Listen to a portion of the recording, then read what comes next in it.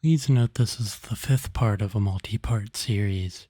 Go back and watch the first 4 episodes if you so wish. Finally, we get to the episode I've been most anticipating while planning the series.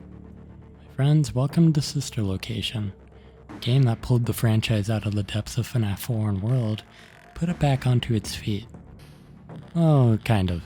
Sister Location is an extreme departure from the prior series. Without the context of FNaF 6 later down the line, we may even be inclined to call it a spin-off.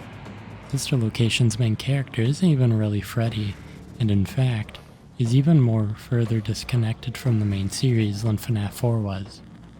Not only is the sci-fi vibe like nothing we've seen before, but furthermore, the gameplay is entirely different, acting more like a glorified visual novel than an actual Five Nights at Freddy's game.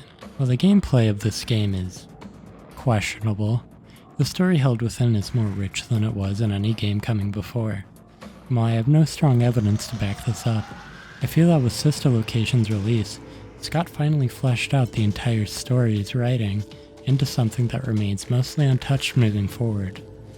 In other words, there will never be a FNaF 4 level story rewrite again. But let's not get ahead of ourselves. Before we can actually dive into Sister Location's lore, we have to cover some things established before the game is even released. First, it may be notable to mention that FNaF World Update 2 ends with an appearance of Circus Baby, Sister Location's main animatronic, who kills a man at a desk who claims to have made her. You'll find soon enough that this detail doesn't seem to be relevant to anything that shows up in the main series. I just thought it would be worth mentioning. Continuing on, the next bits of lore we get come from the teasers released on Scott Games leading up to Sister Location's release.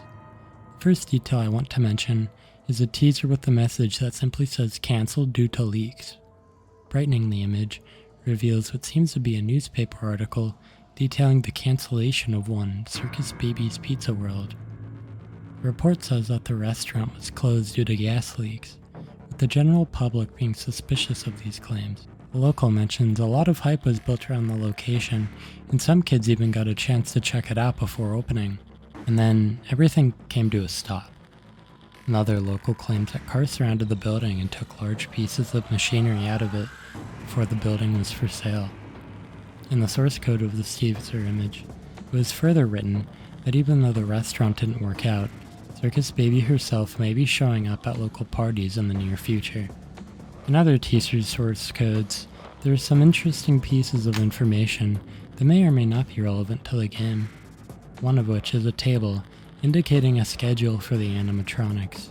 While the top 4 rows seem to indicate the names of animatronics we know, the 5th has OOS, or out of service, written all across it. In the same source code, there are some other notable abbreviations listed, which seem to be as follows: Chica's Party World, Criminal Institute, and Afton Robotics. Those who have read the books may recognize Afton as the name of the murderer and main villain, aka the purple guy / Springtrap. As per the rules of the series, we don't really know that yet, as the books can only be cited if they are the only way to get a piece of information. In the next game, and even suppose the end of this game, if you squint, we do get confirmation this Afton fellow is in fact Springtrap. You can also infer this given from other information in the game. Now we can finally move on to the actual game. Well, in the past, it's helped for me to split our sources of lore into their own distinct sections. The format of this game doesn't really allow for me to do that. Instead, each section of this video will focus on the lore given to us on a specific night. Plus, there will be another section for the lore given to us on the game's custom night. Before we get to the nights, however, I'll briefly cover the important things mentioned outside of the main gameplay. In an opening cutscene to the game, dialogue plays at what sounds like a board meeting between engineers of some kind. One of these members seems to be the designer of Baby and her family of robots, being named Mr. Afton. The board asks him to explain some unsaid features the robots have, and although Mr. Afton responds, it's clear he doesn't actually answer the question. Sometimes after dying in the game, a minigame will play where you take control of Circus Baby, giving cupcakes to children. It's worth noting that unlike her appearance in all promotional material and on the extras menu, Baby's eyes are blue here, not green. After feeding all of the children, an ice cream cone spawns. By running all the way back to the beginning of the level and laying the ice cream cone down, a little girl who noticeably has green eyes comes closer before Baby's stomach opens and a metallic claw drags the girl into Baby. Randomly in the game, blueprints may pop up on your screen of the animatronics. It's notable that all of these blueprints indicate that the animatronics all have features that allow them to lure and likely trap or kill children. Finally, it may be worth mentioning that between each night, our main character watches a cartoon sitcom called The Immortal and the Restless, which follows the story of a purple vampire named Vlad and his wife Clara having disputes of whether or not Vlad is the father of their baby. It's made especially clear in the show that despite Vlad's denial, the baby is just like him. Phew, now with that all covered, we can finally cover the actual game. Before night 1 starts, we hear the voice of a little girl say, "Daddy, why don't you let me go play with her?" Immediately as the night starts, we find ourselves in a large industrial elevator that seems to be traveling downward. From this, and a trailer leading up to the game, we can conclude that wherever we are is deep underground. We're introduced to an automated voice named Hand Unit, who's designed to assist the maintenance crew at this location. When the keypad flips up for us to enter our name, above the keypad we see the name Mike, indicating that this is our player character's name. As we continue through the events of this location, Hand Unit gives us some exposition on our situation, mentioning that at this point in time, Freddy Fazbear's Pizza was largely successful, but has unfortunately closed down. The location we're in actually isn't a location for customers to visit. Rather, it's a location that stores rental animatronics that are used at private parties during the day. It's clear that this facility is decorated with strange humanoid animatronics and robotics, with the primary control module having creepy humanoid faces that seem to be able to blink. When it comes time to check on Baby, nothing happens when we try to shock her. When we check the light, she never appears. Even still, Hand Unit thanks her for returning to the stage. This is all the first night has to offer. Night 2 begins with the little girl saying, "Daddy, you let the other children go see her. Why don't you let me go?" This night, Hand Unit, who temporarily has an angsty teen voice, tells us a dead body was once found in the vent leading into the facility. Once again, when we try to check on Baby, things go wrong. When we use the light, she isn't there. This time when we try to shock her, the input doesn't seem to even be registered. When Hand Unit goes offline to try to reset power in the facility, motion is detected in the vent leading into the facility. Then Baby starts to talk to us. She says the following, paraphrased in the interest of time. She notices that we are a new person and claims to not recognize us. She questions why we'd want to spend our time in this facility before telling us to crawl under the desk for safety of whatever's coming. When we hide, voices speak with one another in the room. One of the voices asks if we are the same person. After some struggle, the voices, which we know to be the Biddy Babs, decide to leave because, quote, she is watching. It's interesting that the Biddy Babs are small humanoids bearing resemblance to Baby, having a voice similar to the one we've been hearing at the beginning of each night. Baby then speaks to us again, implying she's been in this situation before. She then essentially acts as a tutorial unit for making it through Bellora's room. After Bellora's room, we arrive in a maintenance room where we must manually restore power to the facility, with Funtime Freddy stalking us as we do so. What's notable here is the map of the location we're actually restoring power to. While we see recognizable names like Funtime Auditorium and Circus Gallery, there are two much stranger locations we must restore power to. One of them is laid Observation 1 and the other is Observation 2. Looking at what these locations actually are on the map, Observation 1 has the exact layout of the FNaF 4 minigames and is connected to the Circus Gallery. Observation 2 has the exact layout of the FNaF 4 map and is connected to the private room. There's also a third, unpowered room with the exact layout of the Fun with Plush Trap hallway, connecting to the Bellora Gallery. In each of those locations, there's a white square where our player character in FNaF 4 would reside. All throughout the maps, there are gray squares lining up with the locations of where Funtime Freddy, Funtime Foxy, Bellora, Baby, Spring Bonnie, Fredbear, and the Nightmares would reside. Strangely, the plush trap hallway has 5 gray squares. Walking back, Ballora seems to speak to us, but most noticeably, she sings a song with the following lyrics. Why do you hide inside your walls when there's music in my house? All I see is an empty room, no more joy, an empty tune. It's so good to sing all day, to dance, to spin, to fly away. Night 3 begins with the little girl saying, "Daddy, just once let me go play with her. She's so pretty and shiny, didn't you make her just for me?" Going into the night, it's said that our task is to remove a power module from Funtime Freddy, after our other technicians were not successful, with hand units saying they need weeks of physical therapy. But going into the circus gallery before going to the maintenance room, Baby tells you a story of how she was once on stage and kept count of how many children were in the room at any given time. It's notable she mentioned she was only ever on stage once. There was always music coming from somewhere else. At one point, a child ran in, a little girl.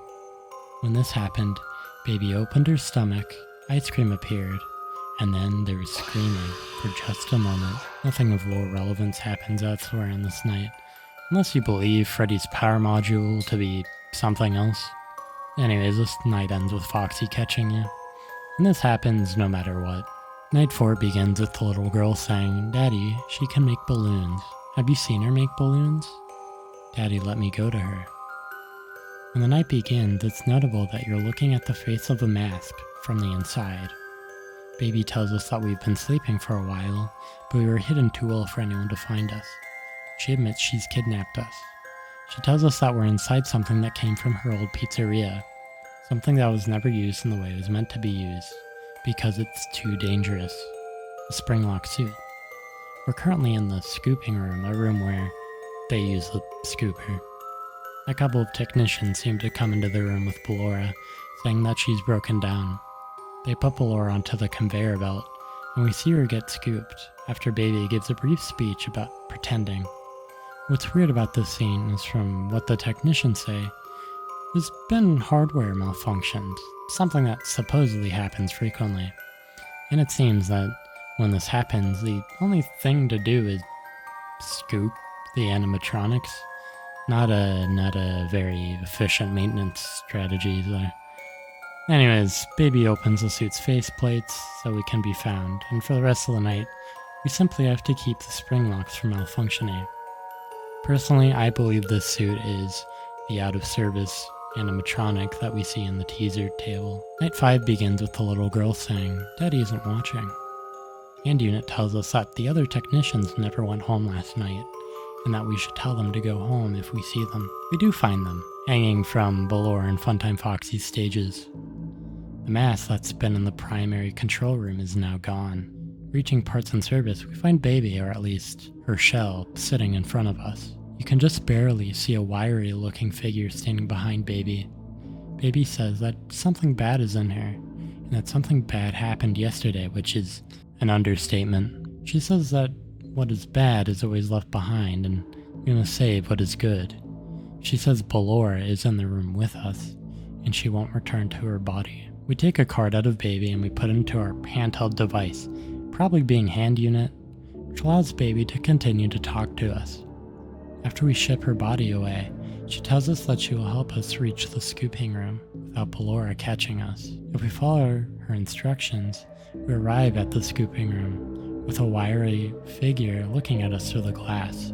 This figure is wearing the mask that was once in the primary control module. It's worth noting that this character was first seen in a teaser, which had a subtitle of "There's a little bit of me in every body."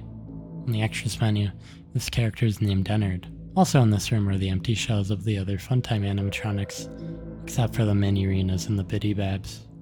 Baby tells us that she's been out before and they always put her back. Then she begins using plural pronouns, saying they always put us back inside. There's nowhere for us to hide here. Paraphrasing, she says that by scooping out our insides and wearing our skin, they could all escape and not be pulled back down. Then we're scooped. You then hear the little girl saying, "Don't tell Daddy that I'm here. I want to watch your show too. I don't know why he won't let me come see you. You're wonderful. Where do the other children go?" The game ends with a brief cutscene where we see a silhouette of a man in the mirror. When he opens his eyes, the eyes are purple. It's notable that this ending is indicated as being the true ending. Back on night 5, if you have beaten the baby minigame and you run the opposite direction she tells you to go, you find yourself at an office. And unit tells you that you're in a highly sensitive area due to the materials you may be exposed to in this office. You won't be allowed to leave until the cleanup crew arrives in the morning. Then, we'll be fired. Immediately on the desk, you can see a Fredbear plush toy with black eyes and white pupils. This toy has a walkie-talkie in its arms.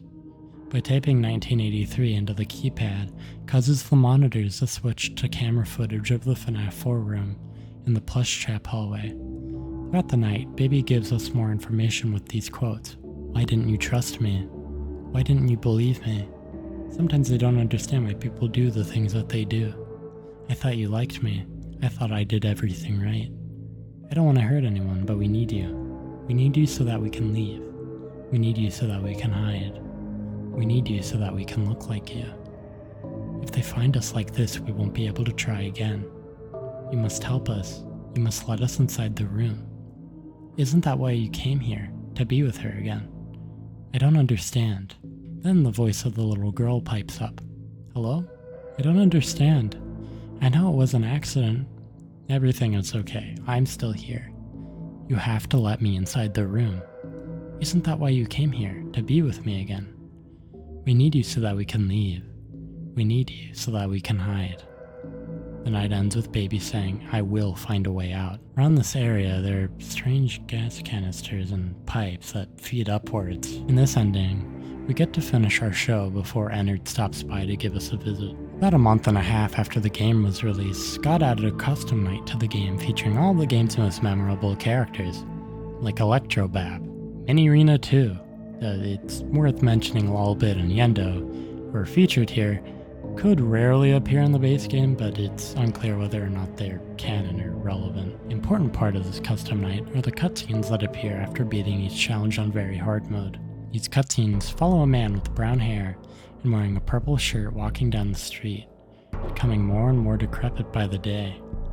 In the final cutscene, he turns completely purple and vomits Ennard into the sewers. Baby's voice echoes for a moment, telling Mike he won't die. Miraculously, he in fact stands up. Beating the ultimate challenge on very hard leads to a monologue from who we can presume to be our main character, as he identifies himself as Michael, talking to his father. Play the monologue now. "Father, it's me, Michael. I did it. I found it. It was right where you said it would be. They were all there.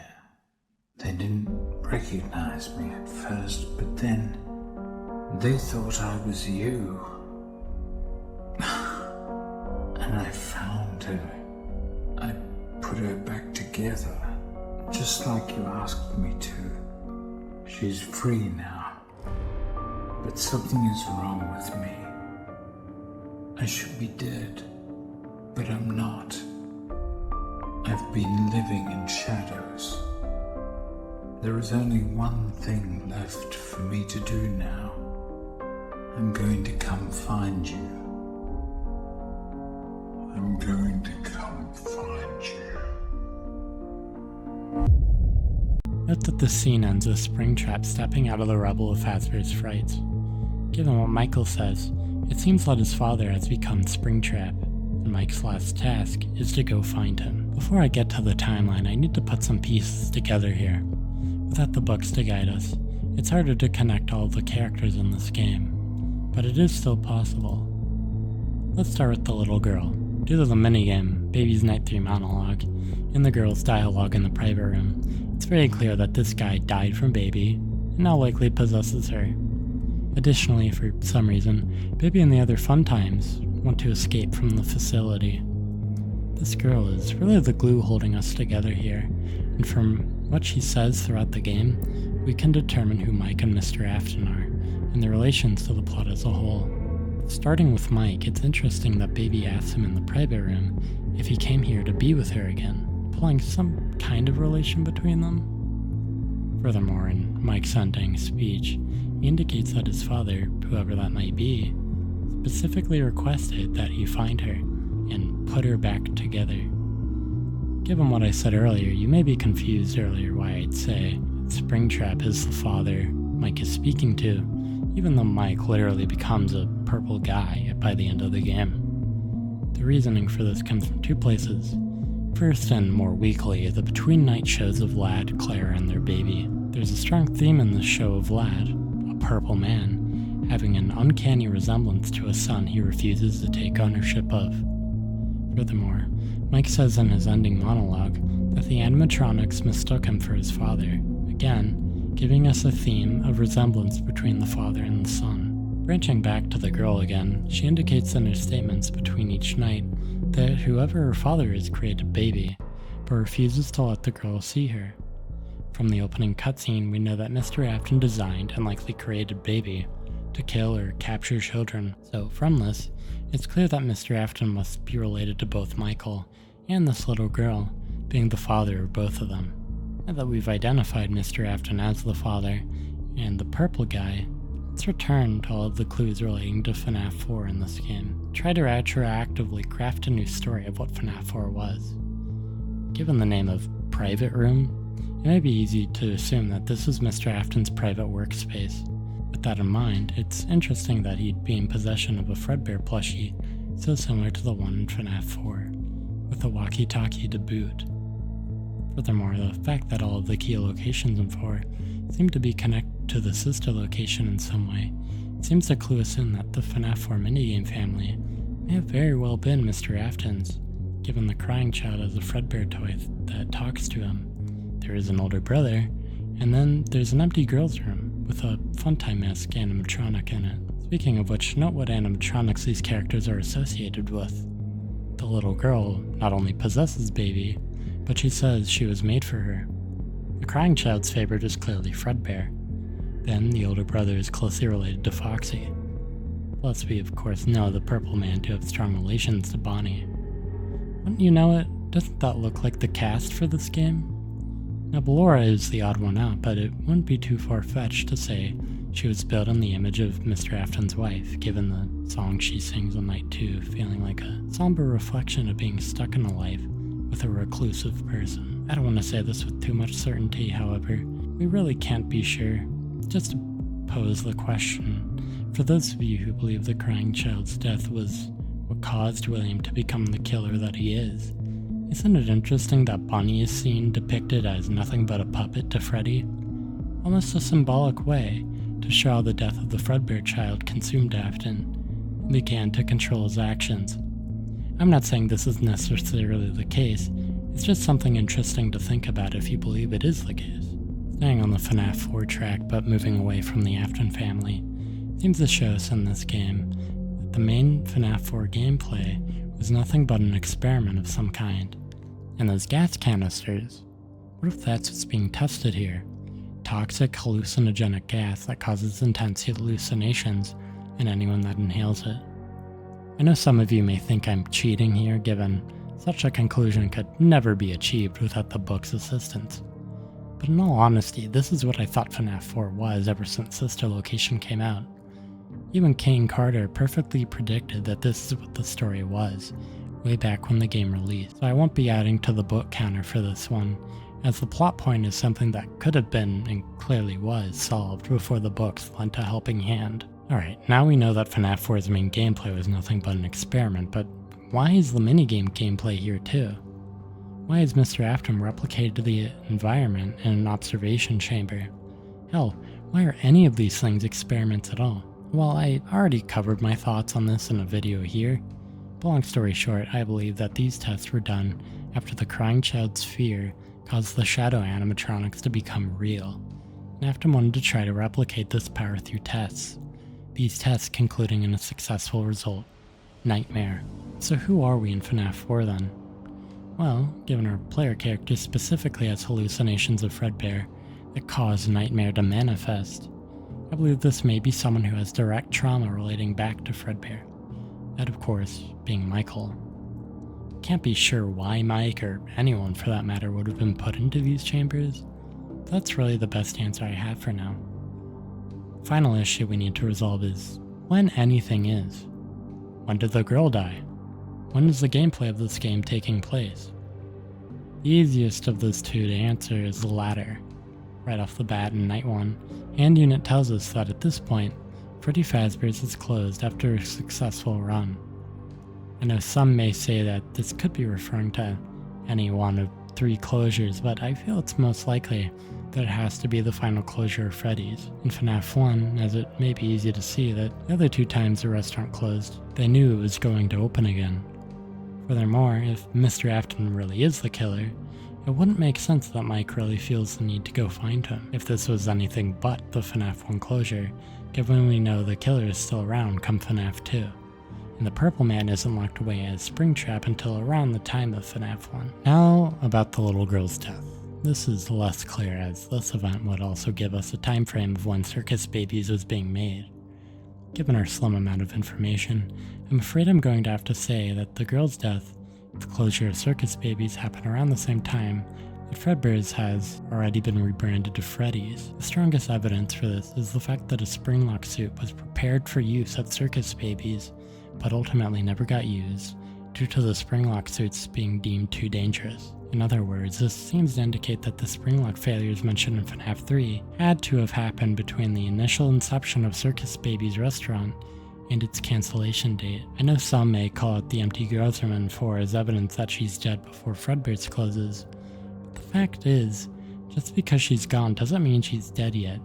She could just be living with the unseen mother of the family, or given her voice lines at the start of each night, maybe Afton would just bring her to work with him. It's really unclear. I know my logic here may be hard to follow, so feel free to ask for clarification for anything in the comments. But now that I believe I've tied all of these more nebulous plot points together, let's put it onto our timeline, which is now restored to its original form after FNaF 4 initially obliterated it. Note that the sister location events will be indicated in dark blue, but I will also have to put FNaF 4 and world events onto this timeline again, given the timeline I made in the previous video is entirely separate. There's going to be a heaping ton of things to add with this one. I tried to be as clear as possible though. To quickly blow through the FNaF 4 on world stuff. First in our timeline is the opening of Fredbear's before 1983. Fredbear's opens the door for the Fredbear's and Friends brand. Then the crying child stops liking Fredbear's after witnessing something. Its fear of the restaurant leads to bullying and the eventual bite of 83, which leads to the crying child's death and the purgatory of FNaF World. Then, likely after witnessing the shadow animatronic's birth from the crying child's fear, Afton starts the FNaF 4 experiments. Note that I have the puppet child's death up next, but I'm open to the idea of the child dying at Freddy's early on instead of Fredbear's. Really either works. Skipping ahead a bit, likely coinciding the opening of the first Freddy's, Circus Babies is conceptualized before having to close before it even opened, in response to Elizabeth's death. The leftover equipment from the pizzeria is brought to the sister location facility. Note the Springlock retirement likely happened between these 2 events. What's really interesting is, if you remember where we last left our timeline, the event I had written that directly precedes the MCI was the retirement of the Springlock suits. Given what I said about when Circus Babies would have opened, this is really compelling. Like, seriously. As I was working on the physical timeline along with the script, I literally put the pieces in place, and my mind was blown. If I'm right, this seems to indicate that the first thing Afton did, after the automatic killing bots didn't work out, is to go kill manually, which to me makes perfect sense. Skipping way down the line, sometime after the FNaF 1 location closes, Mike goes to the sister location bunker. I don't have a place for it on the timeline, but do note that Mike's father likely gave him some tasks to complete at some point, likely before his demise in the Springtrap suit. It's unclear when this would have been though. Anyways, later in the week, Mike gets scooped, and Ennard wears his skin as a suit. Once his skin fully decays, Ennard is ejected from his body and he gets back up.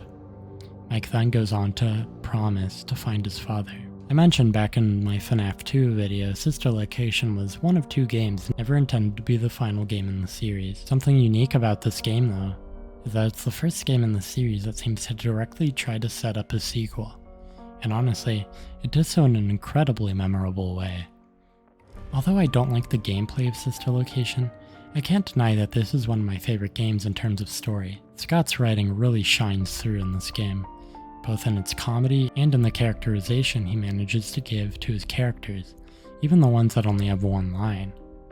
Writing this episode has made me most thankful I came up with this idea for the series, as returning to Sister Location in this way has reminded me of why I love this story so much, and has genuinely gotten me excited for FNaF 6 again, even though I already know what it is. Stay tuned for that episode though. While this game redeemed the story last minute, this final game totally sold it as a legendary one.